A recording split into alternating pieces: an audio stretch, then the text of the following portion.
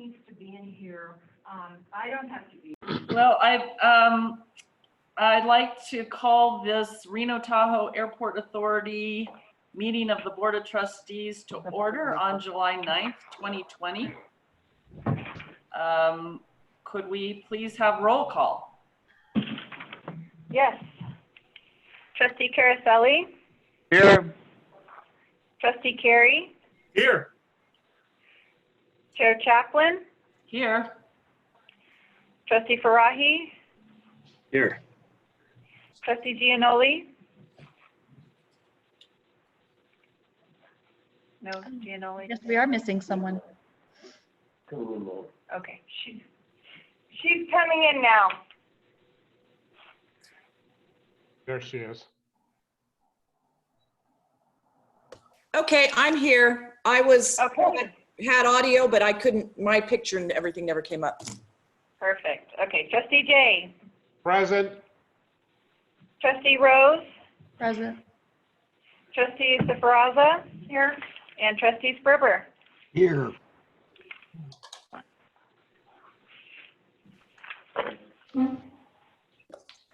Thank you. Sorry. Sorry.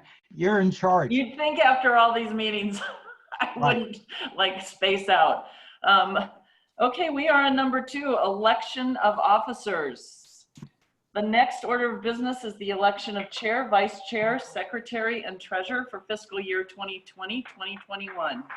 Pursuant to Nevada revised statutes, section 7, chapter 474, statutes of Nevada 1977. The next rotation for chairmanship of this board is a City of Reno appointee. The following board members were appointed by the City of Reno: Jessica Sperber, Jennifer Rose, Richard J., and Daniel Farahi. We also have to elect a vice chair, secretary, and treasurer. Do I hear a motion nominating a slate of candidates for these positions?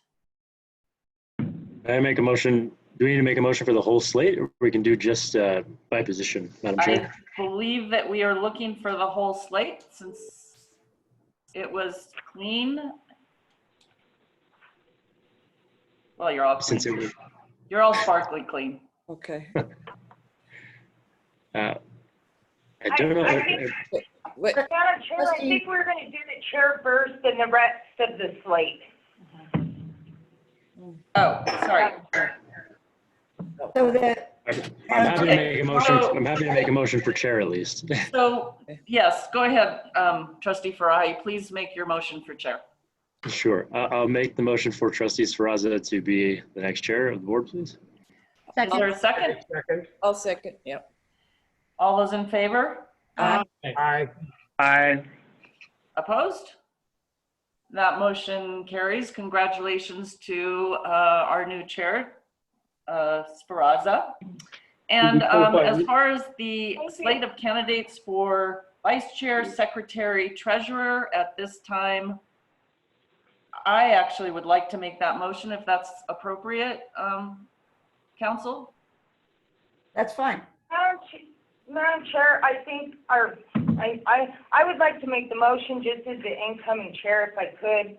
I would like to make the motion for vice chair for Sean Carey, secretary for Richard J., and treasurer for Jennifer Rose.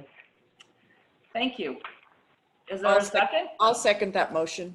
Thank you, Trustee Giannoli. All those in favor? Aye. Aye. Opposed? Aye. Thank you. That motion carries. Jessica Sferraza is our new chair. Sean Carey, the new vice chair. Richard J. is the new secretary, and Jennifer Rose is the new treasurer. And now it says that I will pass the gavel and the chair's seat. So I'll turn around 3 times. Right. And stand on my head and turn this over to our new chair, Trustee Sferraza. Where's your 3 shots of tequila now? Yeah. Oh, I need the whistle. okay. I'm on my way to the wet bar. There you go. And I think at this time, I would like to recognize our outgoing Chairwoman Carol Chaplin. I think Carol, I was trying, Trustee I'm Server, sorry. before you do that, call for public comment, and then you can roll into Oh, that. I'm sorry. I see I'm already rusty. I'll go ahead and call for public comment at this time. Do we have any public comment? We have no public comment. None? Okay. At this time, I would like to recognize our outgoing chairwoman, Carol Chaplin. And I was trying to think, Carol, about our trip to, I think it was Canada. Memorable. The other day, and that long flight. But no, it's truly been a pleasure, and I have just a few notes that I would like to read about you and truly recognize you and thank you for your service as chairwoman. I'm truly honored to recognize the efforts that you have made for the authority over this past year. And I don't think you ever expected the challenges that we had this last year. No. We had a pandemic and its impact on air service and the budget, the search for a new CEO, the retirement of a COO, the search for a new board clerk, the runway reconstruction. And I gotta say, Carol, you have a great sense of humor, collaborative style that led us with dignity through these truly challenging times. And on a personal note, I think the CEO search was just the icing on the top, and you really led us through that process. And I just want to personally say thank you. I think that process, and I'm pleased we've got our incoming CEO with us today, because just your steady hand throughout that entire process and the effort, and you guided us through that, and I just want to say thank you very much. From the peaks surrounding Tahoe, you proved that there ain't no mountain high enough. She took on COVID like she takes on a mountain bike trail. She searched for a new CEO with the determination of a backcountry skier seeking fresh snow. Her vision for our airport was as clear as her beloved Lake Tahoe. Her longtime support of air service helped us land 4.5 million passengers. And what's not in my notes is that cool retreat we got to have up at Lake Tahoe, because you were the chair and the beautiful view. I would just like to say, Carol, on behalf of the trustees and staff, thank you for your dedicated service to the board, the family of tenants that call our airports home, and the passengers we look forward to serving once again. Really appreciate all you've done. Thank you. And here's a basket. I don't know if you can see it. This big basket here. This is for you. Thank you so much, Trustee Spiraz. I really appreciate it. Thank you all. And I'll just open it up. Were there any other comments from board members at this time? This is Madam Lisa. Chair. TJ? Go ahead, Lisa. I just would want to echo that. Carol, you've done a phenomenal job in a year that ended up much different than we would have all thought last July when you took over after my term. I think you've, as Jessica said, with an even hand and a lot of humor, and I just really appreciate all the hard work you did. So thank you so much. Thanks, Lisa. Madam Chair. Trustee Jay? I just want to say, Carol, it's been a pleasure working with you the last year. None of us ever expected that we would be going through this. None of us ever expected these virtual meetings. You've just been, a stellar rock throughout this whole thing, guiding us. And I'd like to say to our incoming chairwoman, Jessica, I really look forward to working with you. I know we have a lot in front of us, but you've got a set agenda. You're going to guide us just fine. And, based on that retreat, you got a bar set for you now. So good luck to all. Thank you. Madam Chair? Yes, Trustee Sperber? Yes, I want to say a few words. Carol, I remember we went to San Francisco on a seminar, and we were thinking, oh, maybe I can learn some things that will work for this new year. And we went there with other board members from around the country, and we didn't learn a damn thing that helped for this year. I can guarantee you that. And without any training at all, you really handled it well, considering what a year. And look at where we are. We've got some new people Darren was tickled how we're getting this thing turned over. We're getting everything going. Everybody's positive. Great job, my friend. Thank you. Trustee Speraza, may I say something?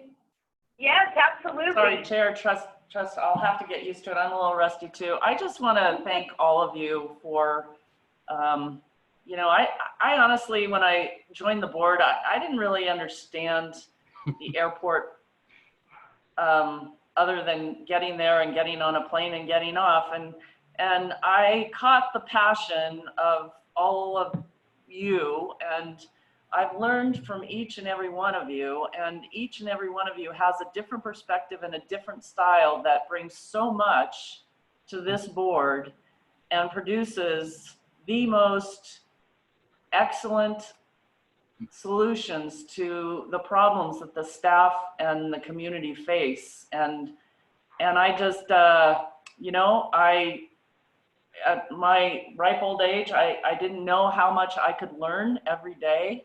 But I will always appreciate you, each and every individual, and what you personally taught me about being a board member and some of the best human beings I've had an opportunity to work with. So I really appreciate it. And Mr. Griffin, don't disappoint me. The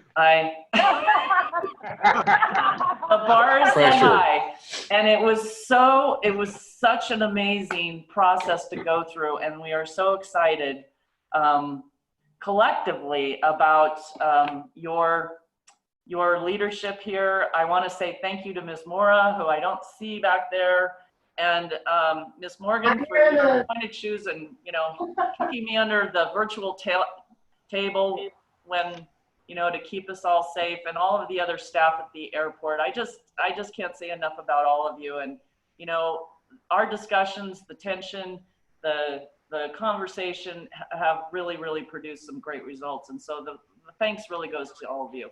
So that's it. Madam Chairman, this is Trustee Carasali. Can I speak? Absolutely. Again, I want to, you know, agree with everything that's been said about Carol. But I think she made our job as trustees much easier as we worked our way through these tough times. And I know her personality and the way she handled all of us, the way she handled the tough situations, has certainly made my job as a trustee a lot easier. Thank you so much, Carol. Thank you, Nat. Yeah, and Trustee, or Madam Chair rather, not Trustee Speraza any longer. May I as well? Yeah, Carol, I think it was the day you took the gavel, which is shocking that it's been a year. I remember you saying, I don't know if I'm the right person for this or what I'm supposed to do. I had nightmares. and like the rest of the board members have said, not to belabor the love fest, but it's deserved because your personality really was right for the moment and for the challenges that we faced. I certainly learned from you and appreciated your leadership and appreciated your cool, calm, mountain chillness as we worked through it all. But you are a strong leader, whether or not your personality may sometimes defy it, but I think it's part of your leadership style, and it was very much appreciated. So thank you, and thank you for all that I've learned from you. Thank you, Trustee Fries. Okay. Any other comments? Chair, move on. All right. At this time, I do just want to make a couple other announcements, and might smack me down here, but I do want to say that on our next agenda that the recognition of Marilee Mora is going to be on there. I wanted this to be special, so I asked for it to be on the next agenda. I don't know if Marilee's there. I think we had discussed with the former chair that going on the August agenda. So I did want to let the board that was going to be in August. And also 2 other recognitions by those. I want to first announce that congratulations to Trustee Farahi on his engagement. And I also wanted to congratulate our attorney, Ann Morgan, as becoming president-elect of the Nevada Bar Association. So wow. Congratulations to both. I didn't know trustee Ferrari was getting married. Oh, yeah, congratulations. Thank trustee you. Ferrari. Thank you, thank you. I assume it's time. At this time, we'll go to item B, employee tenant and special recognition. And Madam Chair, there is no employee tenant or special recognition, but if I can move on to 4C, the introduction of the retired, new and promoted employees, I'm going to take the retired employee portion of this, and then Mr. Harvey will discuss our new employees. I just want to take a moment to, again, congratulate Chairwoman Peraza on your election as the chair of the board, and to the new incoming vice chair, Sean Carey, the secretary, Richard J., and to treasurer, Jennifer Rose. Good luck in this next year. And I do also want to, from the staff and myself, say thank you, Carol Chaplin. You've had a phenomenal year. We've enjoyed your good humor, your steady hand. And again, when you took that position last year, who could have imagined what a year ahead? But you have done an amazing job, so thank you. So I will go on to our retired employee. It's very bittersweet for me. Cindy Riddell is retiring tomorrow, and she has a plaque here. She has almost just about 9 years with the organization. She started in 2011, August 8th to be specific, and she started as a part-time administrative assistant in the Human Resources Department. And she was promoted to the full-time executive assistant in September of 2014. I want to share a couple statistics about her. So you know that she has been the interim clerk of the board since March 1, and that's the third time that she was the interim clerk of the board. It just tells you how gracious Cindy is, that she always has been there to help out the organization of whatever needs are there. So actually, she has served 12 months as the clerk of the board 3 different times. She has trained 4 clerks of the board. Since March 1, given all of the meetings that the board had to find our the new CEO, Jerry Griffin, there were 29 board and committee meetings since March 1. Such a challenge. And with new regulations on the open meeting law that all committees, working groups need to be posted, she did that just amazing. So she, I'm going to tell you a couple of the recognitions that Cindy has had during her time. She got spot recognition for all of her help in the CEO search process. She has been, for the last 4 years, a member of our Thrive Values Committee member. She helped with the air races. Unfortunately, those are not happening this year, but if you know, in recent years, she's been the go-to person of taking all of the VIP RSVPs, which is always something very delicate, and she's just handled it amazingly. She, in 2014, had a Team Excellence Award and spot recognition in 2013. She absolutely represents all of the values of this organization. And I have to tell you that she's always been willing to help any department.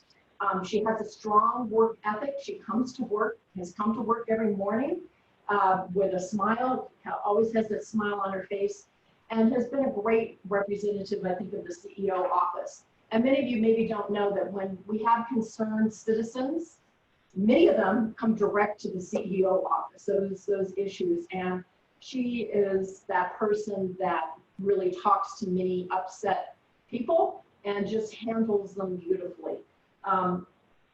She has always been there to help out in whatever way for this organization. And we just wish Cindy well in the next chapter of her life. She's going to be seeing her father right away in Oklahoma. She and her husband, Dan, who worked for the TSA and has also worked for the Peppermill, just bought an RV. So they'll be taking off to different destinations. But Cindy really has exemplified what we want to see in an airport employee, always willing to help any department, any needs, and just step in where she's needed. So Cindy, well earned, congratulations. I know I get through this. Thank you. Thank you, thank you, thank you. Are there any board comments? And I know Cindy's prepared to say a few things. Just a few. Just a few. But do any of the board members want to say anything to Cindy? Cindy, I think I said this last month, but you can't retire. You are a total rock star. Thank you so, so much. I think Mary Lee said it well. I mean, you are just what an employee is here at the authority, and I just want to thank you for everything, keeping the board together, and all those committee meetings. Oh my goodness, we had a lot of them, and just thank you so much. All of your hard work. Truly hate to see you go, and just wishing you the best of luck, and please come and visit us. You've been amazing. Thank you. Sure. Phenomenal. Yeah, Phenomenal. Cindy, thank you so much for, helping with my, committee meetings. You've been a rock star. Madam Chair, since you said you don't want to retire, can you do an executive order making her stay? I don't know, Ann, do I have that ability? I think you do. I think you just exercise it. I'll second it. It's a done deal. So Cindy, thank you so much and good luck. Thank you. Madam Trustee Chair, Ferber? yeah, Cindy, you have been such a pleasure. All the help you've given me. You're always just so positive. I won't like coming into the office anymore. When I come and talk to you first, it's great. We discuss things. You're so helpful. You will be sorely missed by all of us. Thank you. Trustee Carey? Vice Chair Carey? Thank you, Madam Chair. Cindy, I want to thank you for the great compassion you bring to the position you've held. But most importantly, I want to thank you for your caring. You're one of the most caring people I've ever met in a very, very difficult job. And to do it with such poise and professionalism, I've just never seen it. And I want to thank you for bringing such a big, caring heart to work with you every day. Thank you. Madam Chair, Trustee Giannoli? I just want to echo what everyone said. Cindy, you're always so easy to get along with, and whenever you need something, you're there and pleasant. And I know that's not always easy. So thank you, and just enjoy your time and your retirement. And you've been a wonderful asset to the airport. Thank you. Madam Chairman, this is Trustee Carasali. And Cindy, I agree with what everyone has said so far. And by the way, who said that your husband can leave the pep mill and go with you? Number one. Number two, who's going to take my coffee order? Because you're the only one that knows it. Stop, and thank you so much for everything. Yep. Trustee Rose? Cindy, I just want to say that you truly, truly will be missed. It's a phenomenal job that you do, and I personally will miss you very much. Thank you. I'll miss Trustee Farahi? Likewise, Cindy, walking up those steps and opening the door and getting to see your smiling face through the doorway there will be a very missed sight going forward. But of course, you always have a home to come back to, and we'll love to see you whenever you want to come by. And for as long as these meetings are on Zoom, you might as well just join in and smile at all. Trustee Chaplin? Cindy, ditto on everything everybody said, but you've always been so interested in us personally, and you and I have had some conversations, and your care, as people said, is just incredible. You have the most genuine big smile I've ever seen. I haven't ever seen it quite so big as today. And I hope that you wear it every day and bless other people's with it. It's just, you're just awesome. Thank you. Thank Cindy, I think you have the floor. you. Chair Sabraza, trustees, Ms. Morgan and Ms. Mora. It's been an honor to serve this organization for nearly 9 years, and I'm so grateful to have been given the opportunity. It has been a pleasure to work with all of you, and I thank you for your patience and understanding these past few months.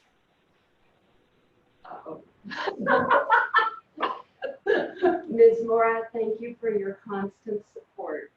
Your hard work, dedication, and leadership have inspired me to be a better person.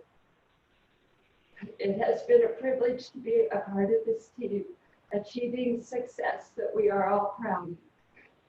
I'm looking forward to traveling with my husband and spending more time with our grandchildren. I wish you all the best, and I especially wish for good health for you and your families. Thank you.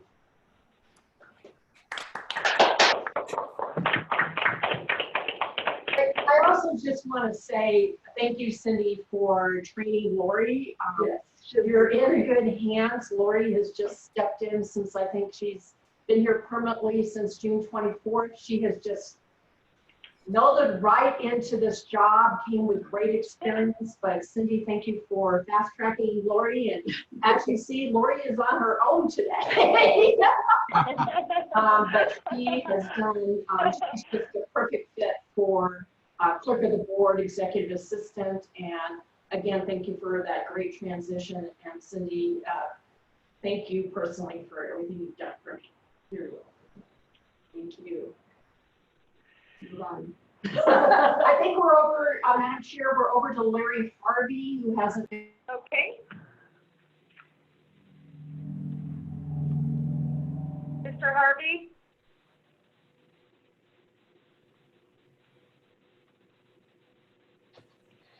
He's muted. Muted. You're on mute. There we go. Sorry about that. Good morning, everyone. Good morning, Madam Chair and trustees, Ms. Mora, Griffin. We are fortunate to, first, I just need to say that from all of us, the employees here in the HR team, Cindy, you were all so much were missed. All the best employees come from HR, so obviously, you know, you're going to be missed here. We're excited to introduce, we have one new employee. Obviously, in this point in time, we're dealing with our critical positions. So Chrissy Rack, our airport communications specialist, starting this week. We finally have now a fully staffed team that's going through their process and training. And just to give you an idea of the type of people we've been able to get to really come and grow this team, she has a background, she came from Connecticut. She's a licensed practical nurse, emergency medical technician certifications, advanced emergency medical dispatch certification. She has emergency police dispatch certification, and worked 13 years working in dispatch for both EMT basic and for the police dispatch for the state of Connecticut. So coming in with a great background experience for us, we're all excited to have Christy Reck join our airport communications team. And that's all we have today, Madam Chair. Thank you. And tenant communications, do we have any today?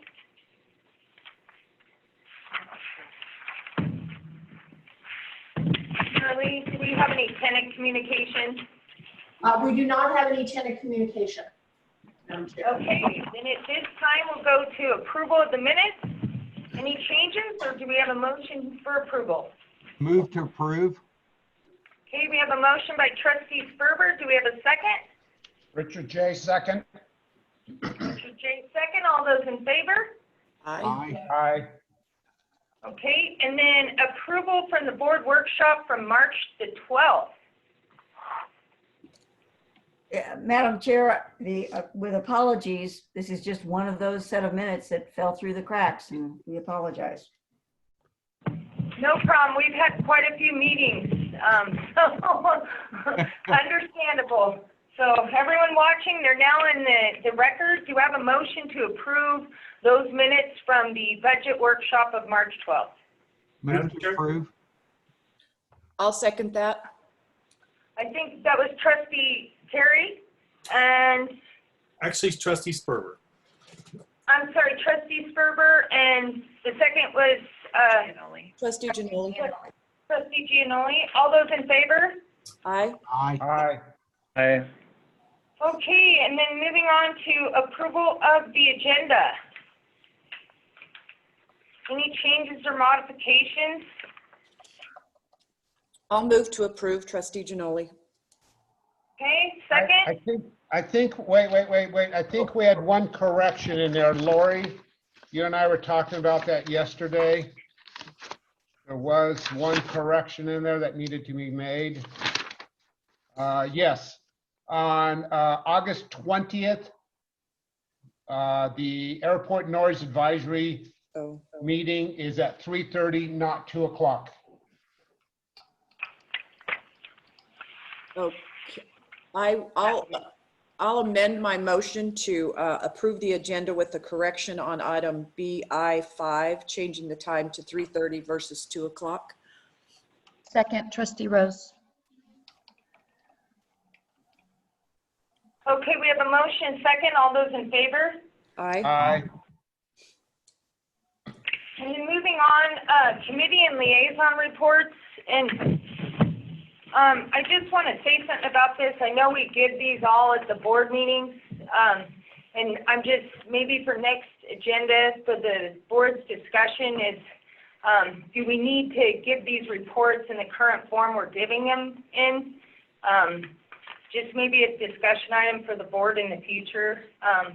I think maybe we could amend this and do it differently. So would appreciate any thoughts from the board on this. But I'll go ahead. Trustee Giannoli, Finance and Business Development Committee report. Thank you, Madam Chair. We did not have a meeting this month, and we'll have a meeting next month, and that is all that there is for that. Thank you. All right. Trustee Sperber.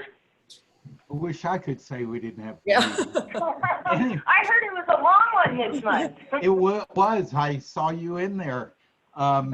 Again, construction, planning, engineering is moving as fast as ever, guys. It's still going very, very strong, thank goodness. And you can see everybody's doing a great job. So I guess I'll go through this report. Maybe next month we'll learn how to reduce these down. I think it's a good idea. We met Tuesday, July 7th. The committee had the following items that will be on the board for approval today. We met on 200655, authorization for the president CEO to award a construction contract for landside pavement maintenance project 2,200 at Reno Tahoe International with Intermountain Slurry Seal, accepting the base bid and alternates 1 through 7 in the amount of $222,222. Interesting number. Next item was B was 200756, authorization of President CO to accept a pending FAA voluntary airport low emissions airport improvement program grant offer and to execute a construction contract with the electric ground support charging station project at the Reno Tahoe Airport with Hexley Electrical of Nevada, accepting the base bid and the alternates 1, 2, and 3 in the amount of $1,900,441. Very interesting project, and I guess Marilee and I talked about maybe putting something out on that in the press, because I think that will be a very interesting thing, and I think it's a good thing we've done with that project. Great job, staff. Next item is 200757, authorization of President CO to execute amendment number 3, also for the same project for the construction management for the amount of $114,200 for a total of $1,651,465. The committee unanimously recommended approval of these projects to bring before the board today. Staff also, we had a long update on the North Valley Flood Mitigation Project and Utility Corridor Project instead. Also the runway project that's going on, the capital improvements schedule we went through, the consolidated rental car facilities update, and also on the ticketing hall. Now, Chris Cobb, our manager of engineering construction, will give us a summary on the other current projects. Like I said, quite a few projects going on, and staff's doing a great job. So thank you. Chris? Okay. Thank you, Trustee Ferber, and thank that committee for really spending a lot of time on these projects this month. Trustee Jay, COC report. Oh, we're jumping to CLC. Okay. Oh, I'm sorry, your favorite, Airport Noise Advisory Panel. Thank you very much. How can I miss it? How could you miss it? Well, I'm hoping you're going to be at the next meeting. I'm going to send you a personal invite to attend it. Anyway, next ANAP meeting will be held Thursday, August 20th at 3:30. Accommodations for virtual access will be provided if needed for that meeting. Respectfully submitted, Richard J. Great, thank you. And the COC. CLC, jump right into that. Members, we had our meeting on June 25th. Virtually, members heard presentations from Brian Colpin and Hassan Azama about the impact of COVID-19 on air travel and R&O recovery plan, including the new digital marketing plan, We Move You Safely. The feedback on this one was unbelievable. I really want to do a shout out to Hassan and Brian because I received about 4 calls saying that was one of the best meetings we've had. The information in there was just spot on. They felt very good. Here was some of the comments that came out of it. Best data ever, eye-opening, and our future looks good. So thank you guys for doing that. It was just tremendous. Also helped us with Safe Place at RNO, kind of what we're doing there. Just side note, Jennifer and I co-chair the Northern Nevada Sex Trafficking Task Force. Even though we haven't been meeting, we will be getting up and running again, and the airport is a vital part of that. Our next meeting is scheduled for August 27th. Location is yet to be determined. We're thinking if we're able to meet, well, see, we might host it over at the A-Lot, kind of give the members an opportunity to kind of check that facility out. So that's it. Respectfully submitted, Richard J. Thank you, Richard. Now on to Trustee Terry, STED report. Thank you, Madam Chair. The Nevada National Guard is currently using STED for C-130 training flights because of the closure of the airfield up at the Hurlong Army Depot. On June 6th to June 24th, the NAG did Flynn drop zones on the north end of our property to practice dropping small cargo parachutes, and then they used the runway 1432 to practice assault landings. We expect to see them several more times while that runway up at Hurlong is under construction. The BLM tanker base has been very active in the month of May. They loaded something over 200,000 gallons of retardant in the last 5 days of June alone, and there were 168 tanker sorties for the month, mostly on the Monarch and Poleville fires. Flight operations are very much back to normal and on par with June of 2019. They had 4,500 operations at the state airport. This included over 100 TAC F5 operations and approximately 500 operations associated with tanker and other firefighting related aircraft. That concludes my report, Madam Chair. Thank you. Trustee Caroselli, you're up next.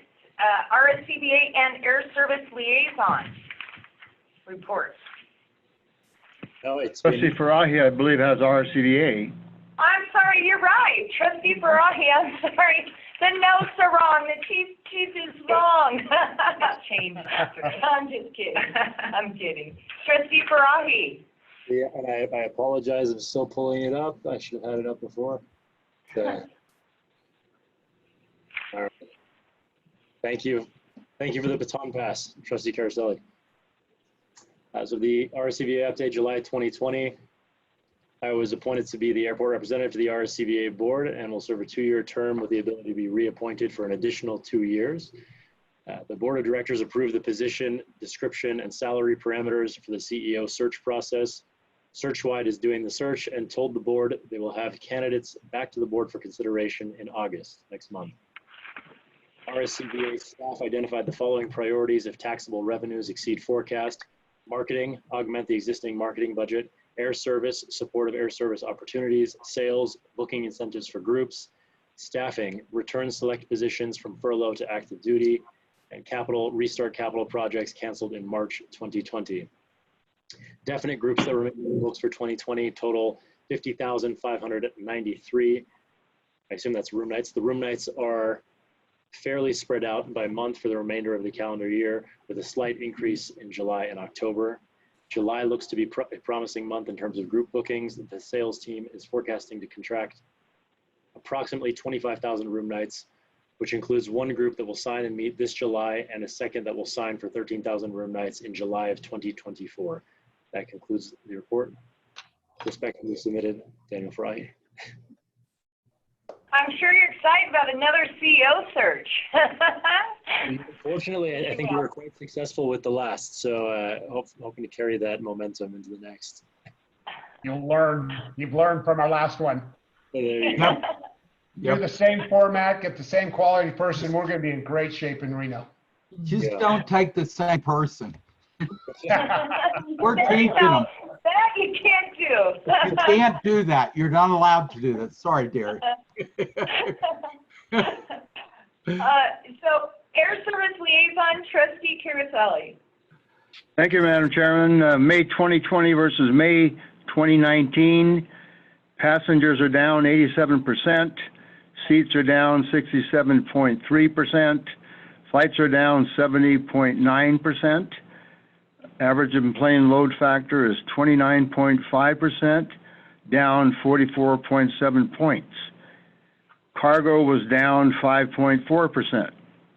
The Reno preliminary TSA checkpoint and in-plane bookings data indicates that June 2020 passenger traffic is expected to be 75% below the June 2019 and 109% more than the previous month of May 2020. Staff is working very closely with RASC and JSX to explore the opportunity of nonstop flights between Reno and Burbank. The airline is interested in serving the route 4 times a week. There is also the possibility of other markets in the future. Staff provided Air Service 101 sessions or Air Service updates to community partners including Regional Air Service Corporation, Reno Sparks Convention and Visitors Authority Sales Team, Reno and Sparks Chamber of Commerce Path Forward, Reno and Sparks Chamber of Commerce Leadership Class, Community Outreach Committee, South Tahoe Alliance of Resorts. Staff continues to do work with the Reno Airlines to understand the true impact of COVID-19 on Reno and how we can pave the way for a road to recovery. And that ends my report. Just a question on that, and I'm not sure, Trustee Kiriselli, maybe for Mayor Lee on this. On the cargo stats, what was the percentage decline, Trustee Kiriselli? I don't really know. You should ask Mary Lee, please. Ms. Hassan can go over that during the standing item on the budget update. He will give some statistics, and he can give the cargo at that time. Okay, I'll wait till that time then. Thank you. Reno Tahoe Airport Users Committee, Trustee Jay. Third time, 3 and done. Next user committee is scheduled for Monday, July 13th, 4:30 by Zoom. The agenda and Zoom information are posted on our website. Again, Chair Sabrazia, I would like to personally invite you to this meeting, and Darren, if you can be there, it'd be great. We will have 2 new members. We'll be approving an FBO representative and a SASO representative. We had a committee put together of myself, Jim Rundle, and Tina F. Tigler, who looked at all the applicants, and we've got 2 really strong ones that will be presenting. So I'm very happy there. With that, that is it. Respectfully submitted. Richard J. Thank you. CEO Land Development Working Group, Tina.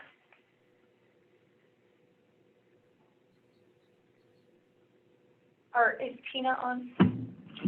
Let me see. Tina, you're up. There you go. You're on mute. Oh, good morning, Madam Chair, Trustees. The CEO's Land Development Working Group did not meet in July. We did have a technical staff meeting. The next CEO Land Development Working Group meeting is scheduled for August 11th at 12:30. We expect to have a couple of items on there, including the Stead Dermody project, as well as a new one at the Home Gardens property south of McCarran. Tina, just a question. Are we submitting an application? I thought we were submitting an application for federal funds for infrastructure improvements. We have drafted letters to our congressional delegation that have been shared with community stakeholders. They will all sign and submit their own, and our lobbying firm, the Porter Group, will be bringing them forward and lobbying on our behalf to try to attract funds for road and utility improvements through the Stead Airport, both north-south and east-west, that will facilitate growth at Stead Airport, but also will facilitate growth throughout the North Valleys and allow economic development to occur. That's great. And is that being coordinated with RTC as well? Absolutely. RTC, Tumwa, the City of Reno, Washoe County, and other utilities. Okay, thank you. Yeah, I think if the board could get a report on the actions there, I think that'd be good. That's a big deal if it all comes together. So thank you. Trustee Terry, Public Safety Committee. Thank you, Madam Chair.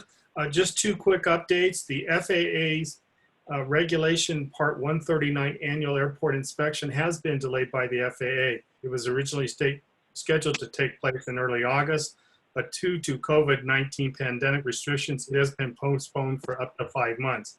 Staff has been directed by the FAA to begin gathering inspection and training records to make available electronically in preparation for the inspection once the date has been set. The physical inspection of the airfield will take place in person by the FAA inspection. However, the in-briefing and out-briefings, as well as records review, will be conducted via the Zoom meetings. Secondly, the Part 139 Triennial full-scale emergency exercise, in which the airport practices their response to aircraft emergencies, is scheduled to take place on August 20th, 2020. However, because of the pandemic, it will look very different in look and feel. There will be far fewer volunteers and mutual aid partners in order to minimize contact, and as many of our community partners will still be engaged in the response, as many of these people are still responding to the pandemic. The facets of the exercise are likely to focus on the treatment and transport of victim volunteers, and will be virtual in lieu of having live volunteers present. Staff is working with the FAA for the approval of this scenario, which will involve the simulated aircraft accident somewhere along the west end of runway 725. Thank you, Madam Chair. Thank you. Okay, that's it for all those reports. We will move on to the consent items. Item 2007-55.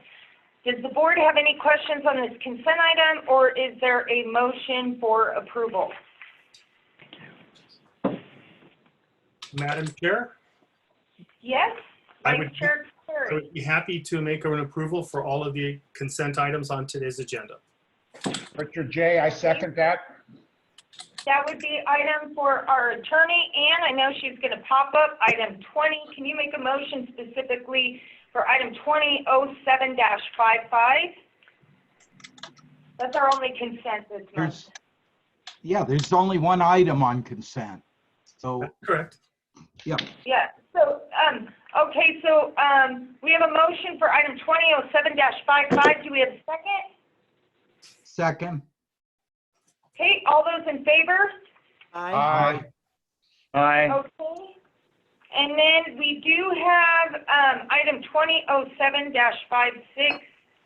And I do think we should have a short presentation on this.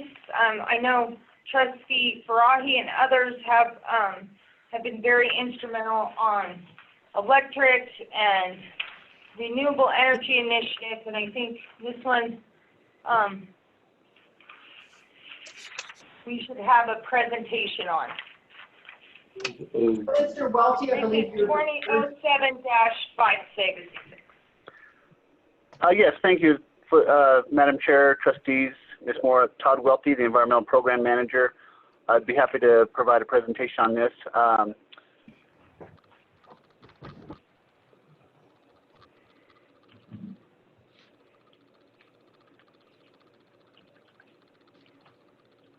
Can everyone see my screen? It's there, Todd. Okay, thank you. Again, Todd Welty, Environmental Program Manager. It's a pleasure to provide a presentation on this. To begin with, it's been a long time. We've been trying to go after one of these FAA grants for a while, and we finally it's come to fruition on this. So we're happy to get this project going.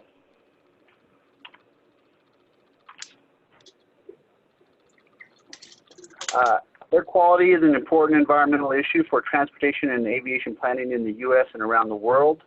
The FAA and the airport industry recognizes that controlling airport emissions and meeting federal, state, and local air quality requirements are essential to the sustainable growth and improvement of aviation and airport operations. Established in 2004, the FAA's Voluntary Airport Low Emissions, or VALE program, provides airport improvement grant funding to commercial service airports such as the RNO that are located in areas that are in non-attainment or maintenance of the National Ambient Air Quality Standards. And Reno is currently in maintenance for both carbon monoxide and PM10 particulate matter emissions, primarily associated with fossil fuel burning and dust. Eligible VALE project types include mobile and stationary equipment that reduce on-airport emissions, such as low-emission vehicles and infrastructure upgrades. The proposed Reno internal combustion engine-powered ground support equipment, or GSE vehicles, such as airline baggage tractors, belt loaders, and pushback tugs, will be replaced with new and improved electric-powered ground support equipment, also known as eGSE. In support of this initiative, the FAA VALE program will provide AIP grant funding to Reno for the installation of the necessary electric chargers to support the airline-owned and operated electric-powered ground support equipment.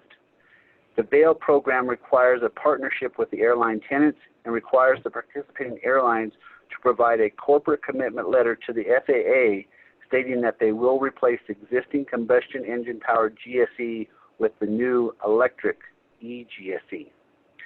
Staff has been promoting the VALE program for the Reno tenants for many years, and this VALE initiative is the first for the RTA and at the RNO.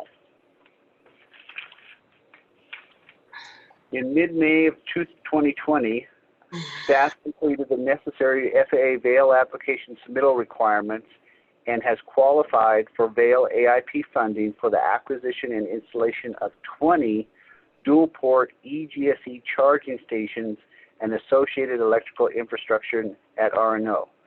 Based on qualifying eGSE replacements by both Southwest and United Airlines, 14 eGSE dual-port chargers will be installed at Southwest Airlines gate, baggage handling, and cargo areas, and 6 eGSE dual-port chargers would be installed at United Airlines gates and baggage handling areas.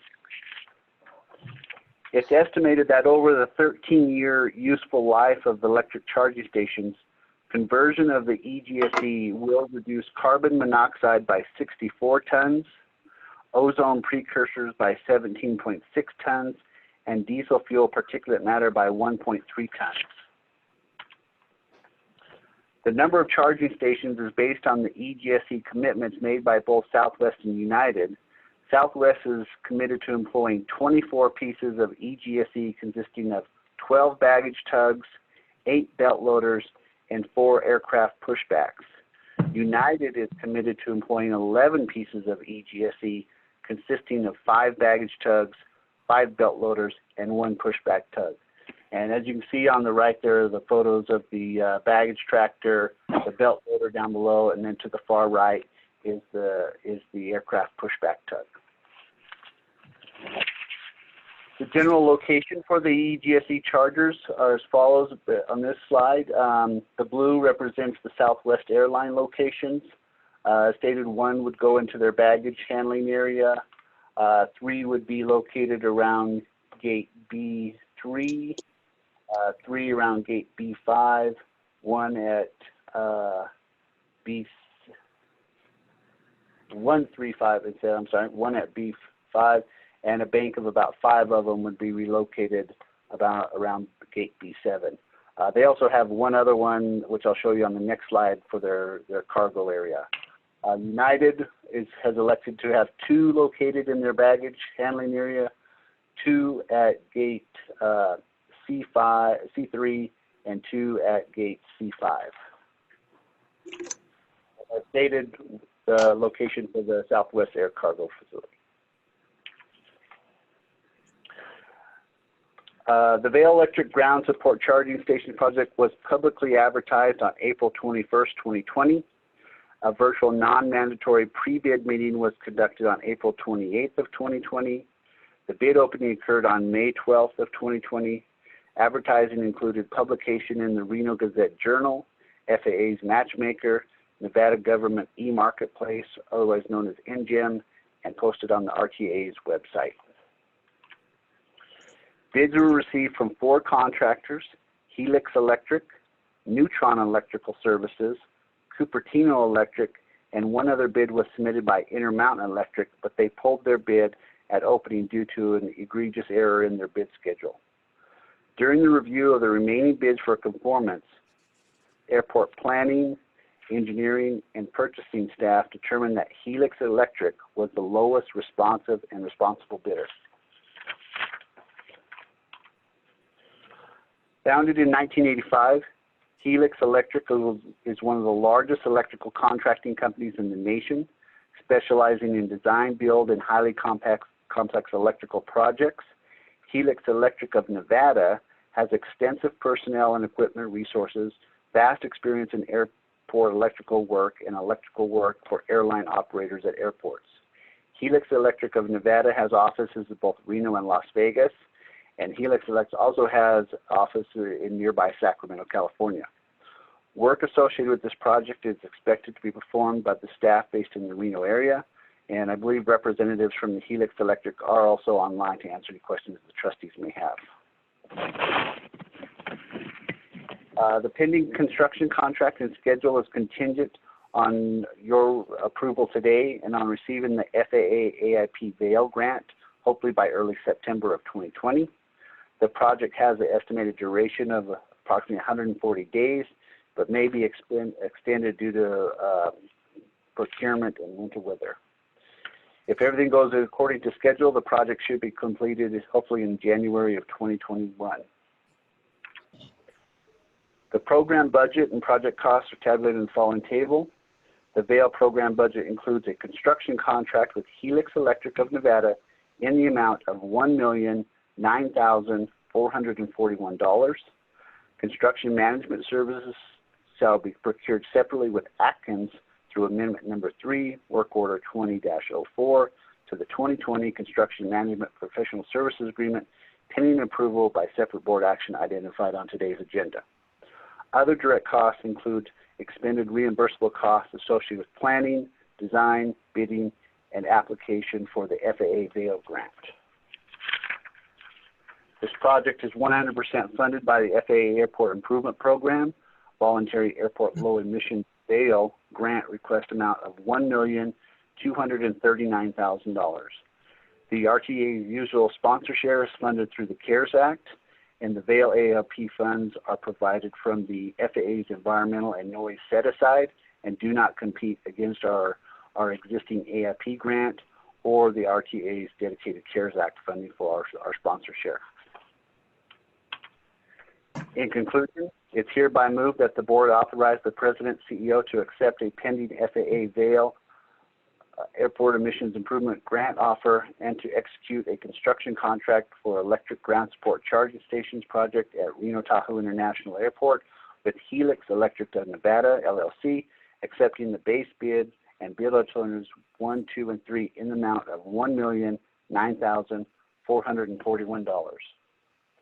With that, Madam Chair, that concludes my presentation. I'd be happy to answer any questions.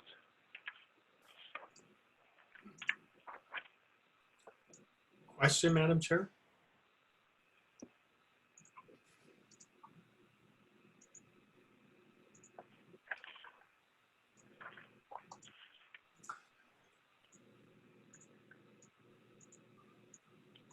Madam Chair, I have a question.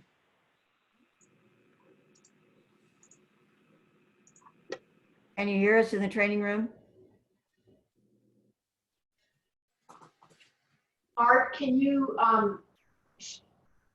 Trustee Carey, Vice Chair Carey has a question. Yes, can everyone hear me okay?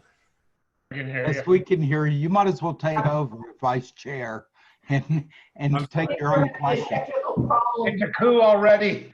Okay. Yeah, look at this. I just had just a couple of questions. We're bringing this in under a grant.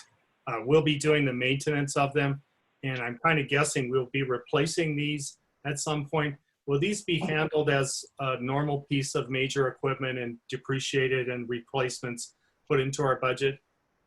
Just wanted to see how that was going to be handled.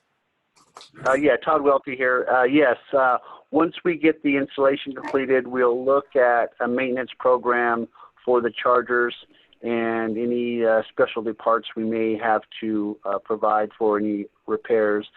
User agreements with the airlines will maintain any, be responsible for any damage caused by them as their use of those chargers, and they will be sole responsible for their EGSE equipment. And will we have a fund to replace these at the end of the useful life, or will we be trying to find $1 million at that point? We could reapply for another Vail grant. It kind of depends on at the end of their useful life if we would want to continue to proceed and work with our airline partners on maintaining those chargers for their use. I believe at that time we could also just hand the chargers over to them and make them responsible for them. Thank you. Appreciate your answer, Todd.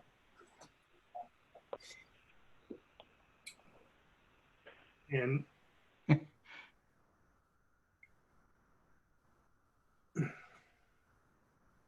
Beck, you might have to seize the power, Sean. okay, I'll go ahead and invite a motion on this item number 10A. Richard J. move to accept. Thank you, Richard. Is there a Ferber. second? Thank Second. you, Berber. It's been moved and seconded. All in favor, say aye. Aye. Anyone opposed? That motion will carry. Yeah. And I'll take on the next item if we're still working on communications. Item 10B, this is authorization for a quick professional services contract with Atkins. This will be in support of our annual construction maintenance services. This was reviewed and thoroughly scrutinized by Chairman Sperber, and is recommended for your approval here today. Well, with that, I would like to recommend approval.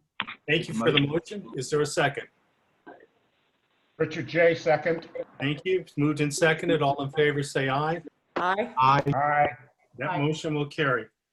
That takes us to. I think we're back. Oh, thank Sort you. of. Oh, thank God. Nothing reflecting of you, Vice Chair. That's great. But I had the railroad going. We're done with the meeting now. We can adjourn. I apologize. Chair Sefaraza, we're on item C. Okay, item C, and I did vote aye on the last two. I know you guys couldn't hear me, I raised my hand, so. We saw it. We saw your hand. Voted aye. Update and possible action on budget for fiscal years 2019-20 and 2021. Good morning, everyone. This is Will be Hassan Azam and Randy Carlton will make this presentation. Yes. Good morning, Chair Peraza. This is Randy Carlton, CFO, CEO Mora, members of the board. I do have some content that I'll be sharing here with you. I trust you can see the screen okay. Budget update? Yes. Okay, very good. Thank you. a little bit of background, and as CEO Mora indicated, there is two parts to this. I will be discussing some of the budget updates, and a big part of that, as you could imagine, is the passenger volume assumption that we build into the budget and how we're doing. So over the course of the past couple of months, as we have been meeting with the board and the finance committee on bringing forward the budget, which was approved by the board on May 21st, there was a request from the board to put this item on the agenda, the budget, for potential action on the agenda each month. And we understand where that comes from and the concern that we are in unprecedented times dealing with this pandemic and its impact on the airline industry and also the airport itself and its tenants. So we know where that concern is coming from. It was also an opportunity for staff to put our heads together and start asking some questions of ourselves and types of information that would be helpful. And so some of the questions that we pose to ourselves and that we intend to address over the next couple of minutes is, just how are we doing? Are we on track? And are there any adjustments needed? And this being the first time that we've had this conversation with the board on the budget as a standing item, we're certainly open to hearing from the trustees on what they would like to see differently going forward. We do have some information here to get to these questions, and as you could probably infer for yourself, all of these questions have one key common thread, and that's information. And we took a look at how we are reporting information. Are those tools that we have to report information relevant? Are they current? Are they helpful? So we were asking ourselves those questions, and I in fact had a conversation with a few of my colleagues at other airports, and we compared notes in terms of what kind of information is shared to track how things are doing and how we're performing in comparison to our budget. And as I shared information with other airports, I got to tell you that we're right there with leaders in how we present our information, and the information that we're preparing is being duplicated by other airports. So what we're doing here is good information. However, we'd certainly like to improve upon that where we can. Here's a rundown of the kind of information that we do provide. Some of it is more or less in real time. Others are all trailing information. But the thing that we look to almost on a daily basis now is the information we receive from Air Service Development, which has the daily and plane passenger bookings. It's data we receive from TSA that shows the number of passengers anticipated to come through the gate. It does not account, it's not the best data in the world, does not account for last minute cancellations as an example, but it's certainly a good parameter of how traffic flow is looking in our airport. We have a dashboard report that we've received several compliments on from some of my colleagues of the kind of information that we're providing our board. And it's provided in the inside jacket of your board packet. It's provided on a monthly basis. Like the dashboard, the financial reporting package provides additional information, more detail, and we provide that in the board packet as an administrative report. And you'll find that the May report is in your packet, item number 3220. So that information is brought forward to the Finance Committee. If there are items of consequence that we want to bring, that we feel needs to be mentioned to the Finance Committee, if there's something of concern, we discuss it at that point. And there are questions at times from the Finance Committee about certain items as those reports are brought forward. The big report that we prepared at the year end is our audited financial statements. That information will come forward to the board in December when we ask for you to accept that report. So those are the informational tools that we have that we bring forward. And I want to just touch on how we're doing. You know, we're in this in-between period of time where we have the current year overlapping last year, which did end on June 30th. We still have another month of accounting to do for the month of June before we could begin to close out that fiscal year. There are a few things that we do at this point in our fiscal year as we close. We go through and we look at those items that were in the budget and items that may need to be held over to the next fiscal year. We have a process where those items are submitted to the CEO. We carefully consider those things, and if they're within the budget to do so, we will approve a carryover into the next fiscal year so we could reserve some of the money from that year to pay for things that we intended to do. However, due to timing, we're not in a position to pay those bills. So one example is an item that we brought forward to the board previously. It's to replace our personal computers. That's expenditures about $600,000, and that is one item that's been included in the carryover list, and that will be brought forward to the board for consideration in September. The other thing that we're looking at closely at this point in the time of the year is our accounts receivable and the status of collecting the amounts owed. We have the payment deferral plan that's been approved by the board, where most of those receivables come due on July 31st. And we've received a couple so far. I've heard from some airlines that they are preparing to pay the amounts owed. However, there is a certain amount of there's uncertainty with respect to how much of the deferred revenue will be able to collect on time. We're carefully watching that. The passenger traffic for last year, we revised our estimate to 1,685,000 in plane passengers.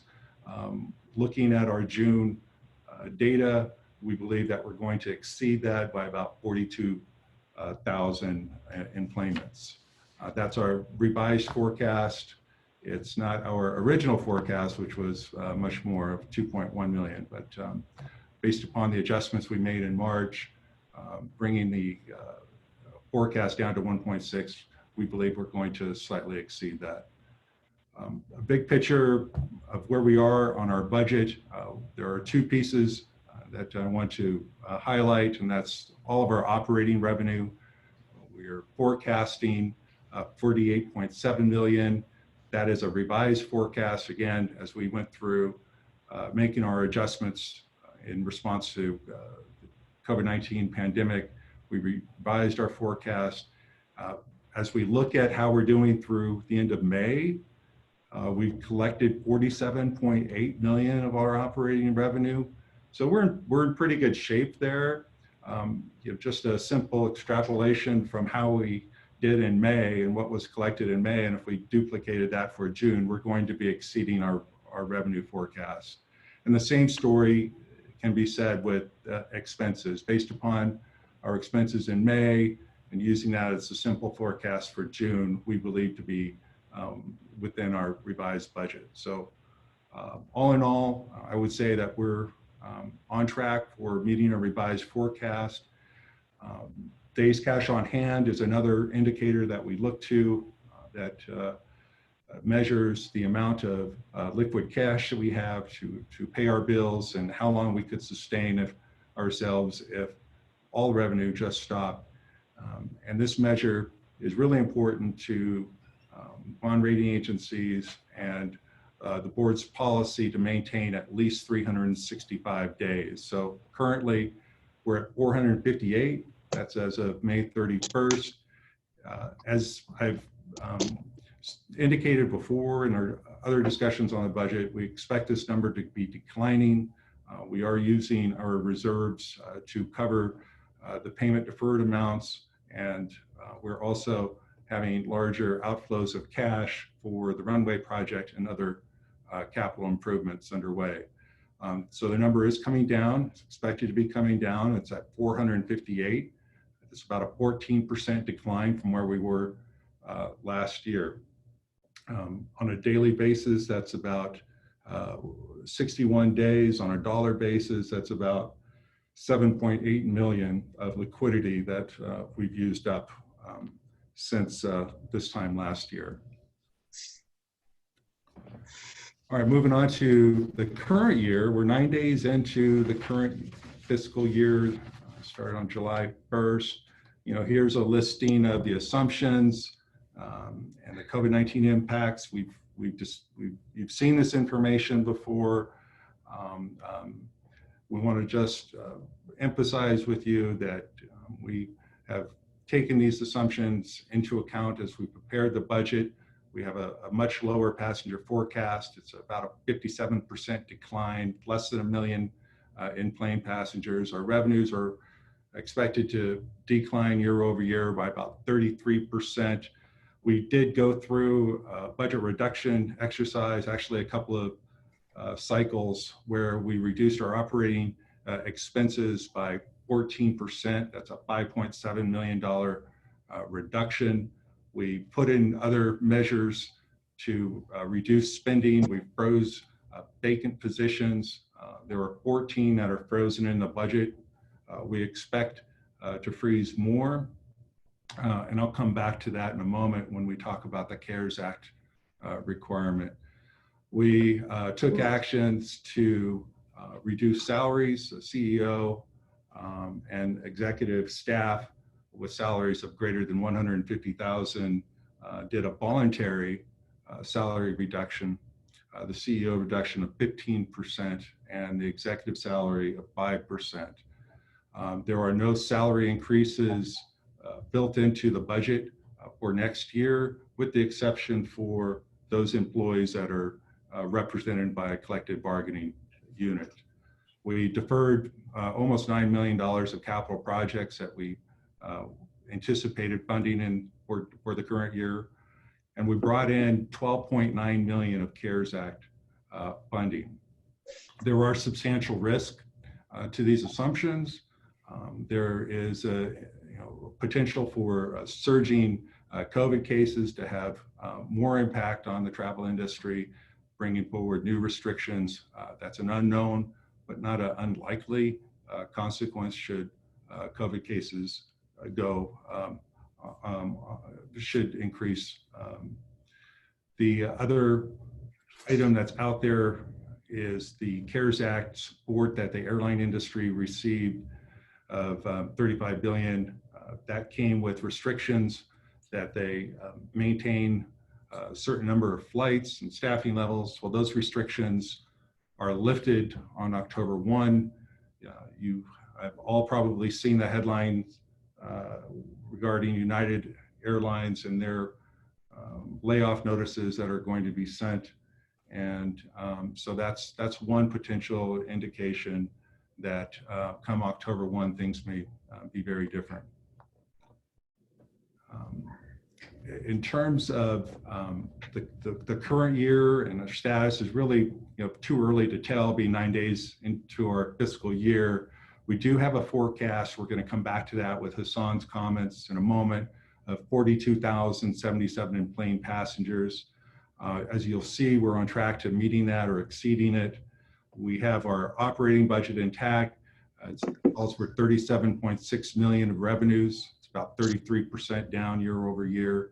One thing that we look at very closely is our parking revenues, and we receive good information on a daily basis of how we're doing in those regards on our parking revenues. We're seeing about the same behavior with parking as we do with the numbers of passengers coming through the terminals. So we're still seeing those numbers off by about 75%. In terms of our expense budget, it's 44.4 million. There are no adjustments needed at this point. The CARES Act staffing does call for us to maintain 90% of our workforce as of March 31st. And so there is a speed limit of sorts of the number of vacancies that we can carry. This is something that we discussed with the board, and that number is 27 vacancies. And that's something that the HR department is monitoring, and we will continue to report back to the board on in this segment on future board meetings in terms of our compliance with that requirement. The things that we're watching, of course, for the current year is the passenger numbers. Passengers drive everything here in the airport business model. Our days cash on hand, we do expect it to continue to decline. We do not anticipate that it will go below the board's policy of 365 days, but we'll certainly keep you informed as to how we're doing. The collection of revenues is important. We know that businesses are stressed and may not have the liquidity to pay us, and that's the factor that we're going to have to deal with on a daily basis going forward. There is the Hertz bankruptcy. It also includes another organization for Dollar Thrifty group of rental car agencies. We are working on this one as well. We're spending time working with our general counsel and special counsel to make sure that the amounts that are owed are submitted to the bankruptcy court for approval. We do have a good working relationship with Hertz, and the main point of contact has been very helpful in trying to resolve the account issues. There are surprises that could happen during the course of the year, and as I indicated before, this budget really has very, very little flexibility, if any at all, to absorb unbudgeted, impacts. So that's something that we'll be bringing back as we encounter them. We'll mention them during our monthly finance committee meetings. So in terms of the budget itself, and I know that this is on the agenda for action to be determined. From a staff perspective, there are no adjustments needed, called for at this point from staff. So that's a very quick rundown of last year and what we're working on for the current year. And we want to spend a little bit more time talking about our passenger update. And I'm going to turn it over to Hassan here in a moment, but I'd just like to pause and ask if there's any questions from the board before we move on.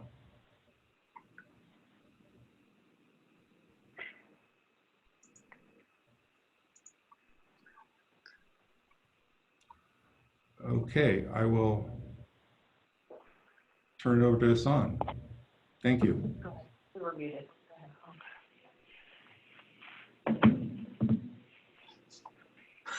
Can anyone confirm if you can hear me correctly and you can see my screen?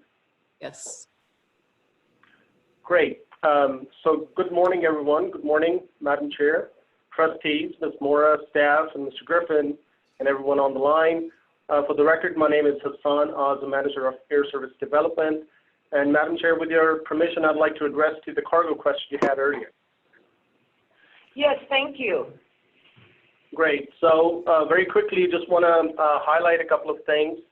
IATA air cargo analysis is for the month of May suggests there's a 20% decline in demand overall, and the capacity has been down about 35%. However, if you look at North America, the cargo volume is down about 3.6%. And what it means for Reno. So for Reno, we had a 5.4% decline in cargo volumes in May of 2020. However, during the first 11 months of this fiscal year, we're down about 3.3%. But then again, taking another look of landed weight of cargo flights, which actually is associated to the revenue that the airport generates, because cargo volumes are dependent on what kind of freight is being carried in and out. So with that in mind, the first 4 months of 2020, we have seen a slight uptick in landed weight. However, May of this year had 28 fewer flights when compared to May of 2019. And for that, why it happened and why it's 19% down, we'll get back to you on that.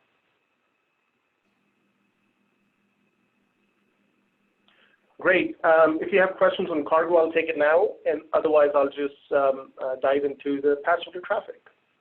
Yeah, can I follow up on that? And I guess, Hassan, you just explain that to me a little bit, because of e-commerce, a lot of people aren't in the stores anymore. I mean, you're seeing uptick. Amazon, people are ordering things online, especially during COVID. Do we have you said you're going to address the 19%. Do we have a reason for the cargo being off that much?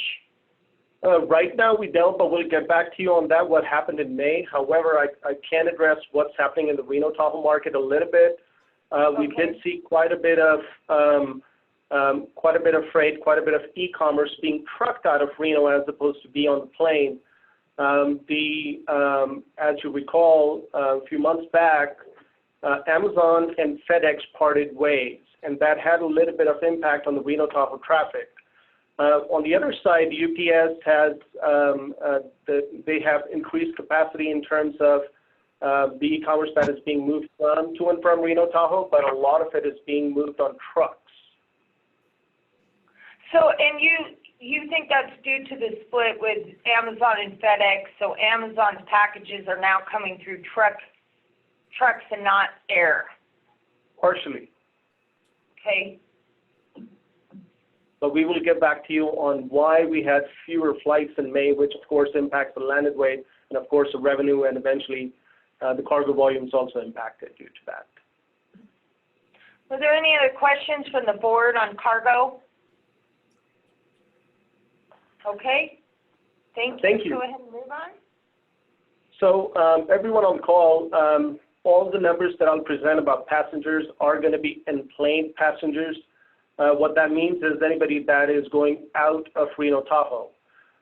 So typically when you talk about overall traffic, the deplaned passengers are roughly about the same at Reno Tahoe, but please keep in mind these are only one-way traffic.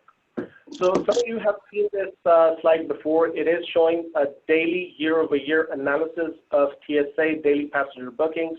As our CFO mentioned earlier, it is not accurate, but it's very close to reality because it does not include last day bookings or last day cancellations for that fact. So keep in mind, as you see, mid-March, we started to see a decline in passenger traffic, and that is the red line of this year. The gray line that you see is the same day of previous year. And I'd request you to focus on the solid lines because these are 7-day moving averages and they do take into account the seasonality within a week.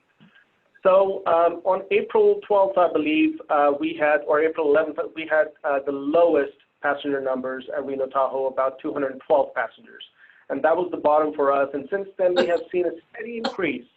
And as you can see in May and June, we have started to pick up speed.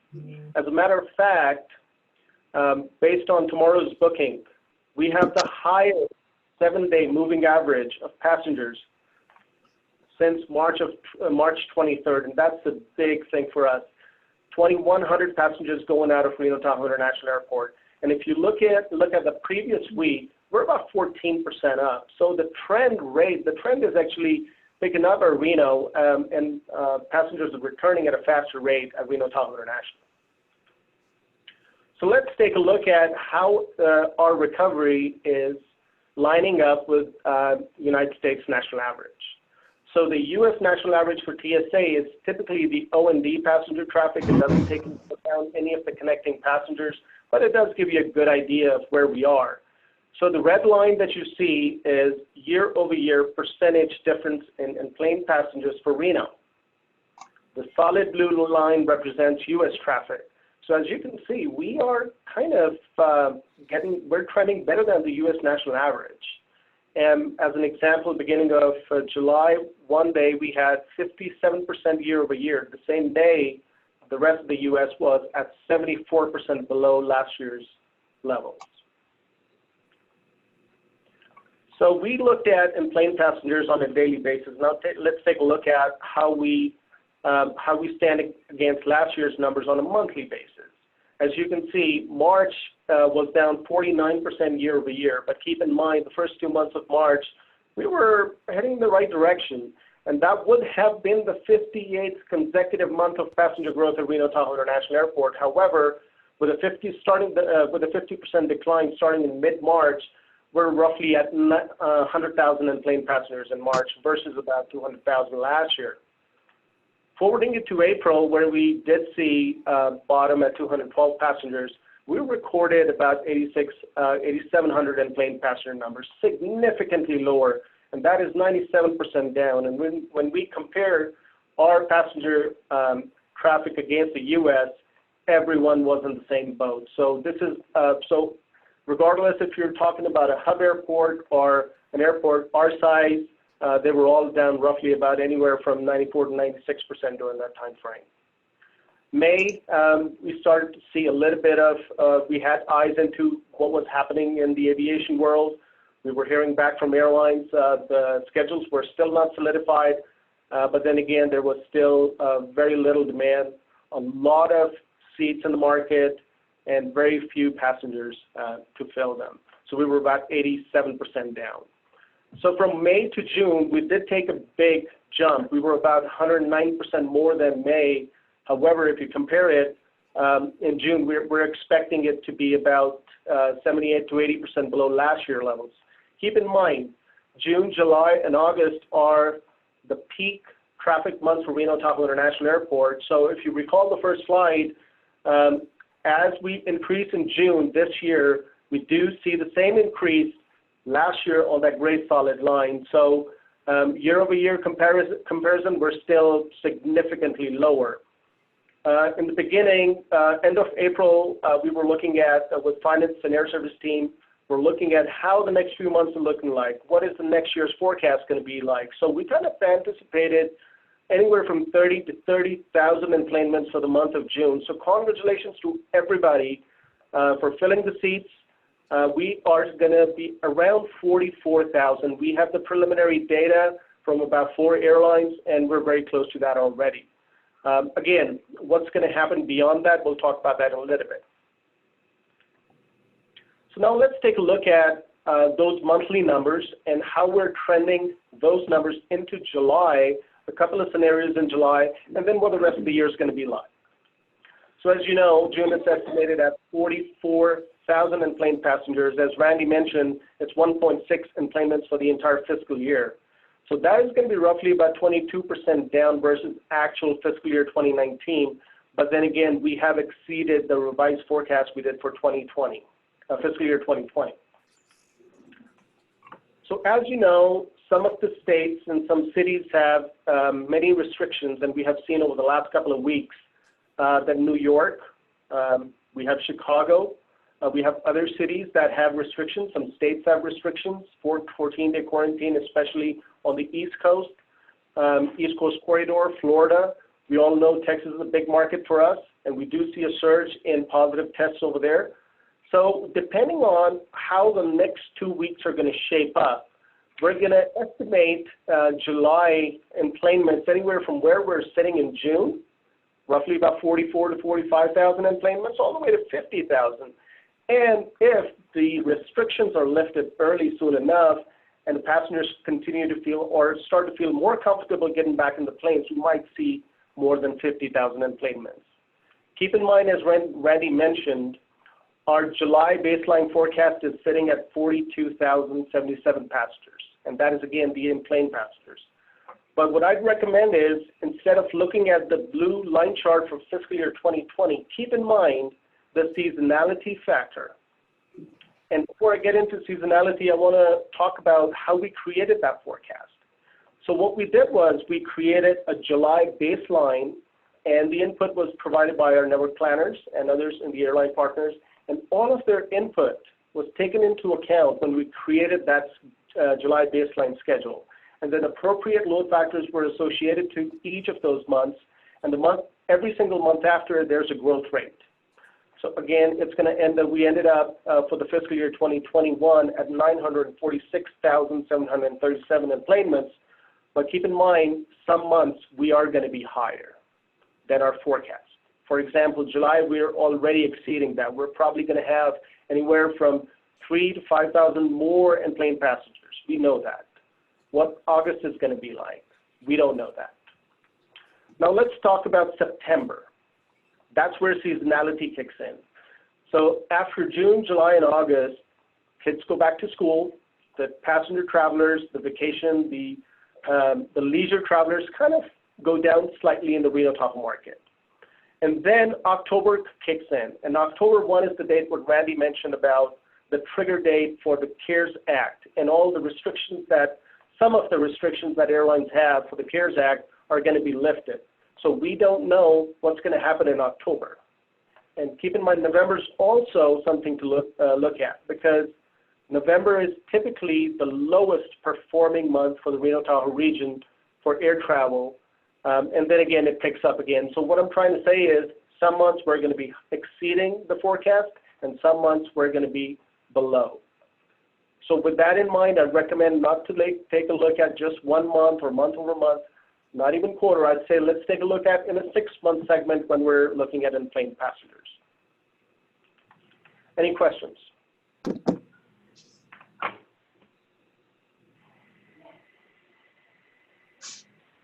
Madam Chair, that was my presentation. Any questions? I have Trish Tucker in the room with me. We'll both take any questions that you may have. Just a question on Burning Man traffic. What's the impact there? So typically we have about 15 to 17,000 overall passengers associated to that event.